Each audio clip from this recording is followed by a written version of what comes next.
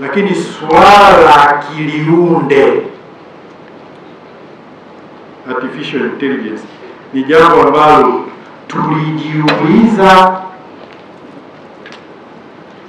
na hasa umuhimu wake, lakini na changamoto za kisheria zilizopo, na hasa kipindi hiki ambacho upotoshaji na uongo uliosanifiwa kwa ufundi na kisayansi,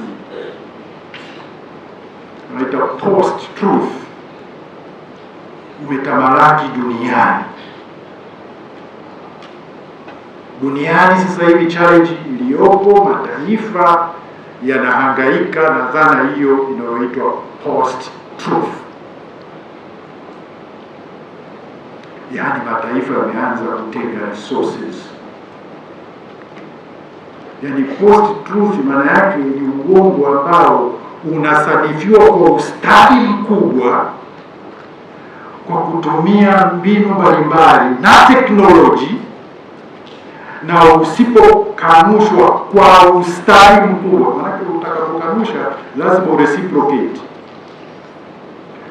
na usipokanushwa kwa ustadi mkubwa na pia kwa kutumia teknoloji, basi ugraduate na kuwa ukweli. That is post truth. Sasa mataifa yanahangaika na jiuliza, tunafanyaje jamani?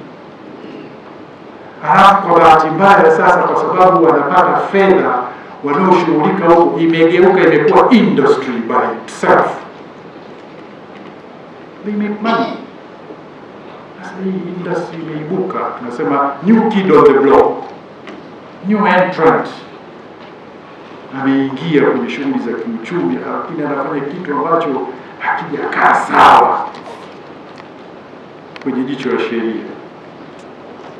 Na mataifa mengine sasa wao wanaona hawa sisi badala ya kuhangaika kuwapandia huko kwenye cyber kusafisha hiyo ili ukweli ubaki kuwa ukweli, hao wameamua kutunga uongo vile vile kwa ustadi mkubwa kukaunta uongo ule mwingine. Sasa tunaishi kwenye jumuiya mazingira kama ya nilikuwa nasoma taarifa za wakati nafuatilia vita ile ya Iran na Marekani.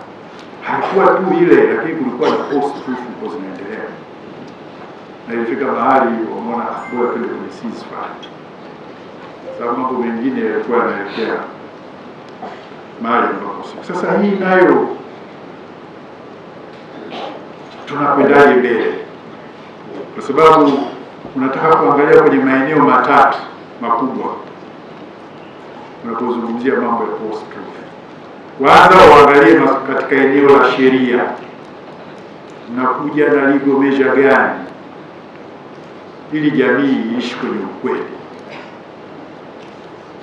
Lakini administratively, kiutawala, lakini na teknolojia. Maana hii imeenda ina affect mpaka business processes zote zinarudika. Siku hizi tumezoea mtu anakutumia jambo fulani, lakini unaona anaongeza na swali, hiyo ni AI. Sasa na wewe pia ujui, mako unaangalia, basi unajaribu kuwasiliana na wataalamu wakipokea, ngoja kwanza nitafakari, inawezekana kweli au sio kweli. Na baadaye jione kwa basi hiyo sio kweli. Kwa hiyo sasa ni kazi. Kuna majumui wengine wa Kiafrika wameanza kuona kama ni aina nyingine ya ukoloni. Sasa zinaanza kutumika kuzifanya hizo states zingine ziwe katika hali ya kupambana.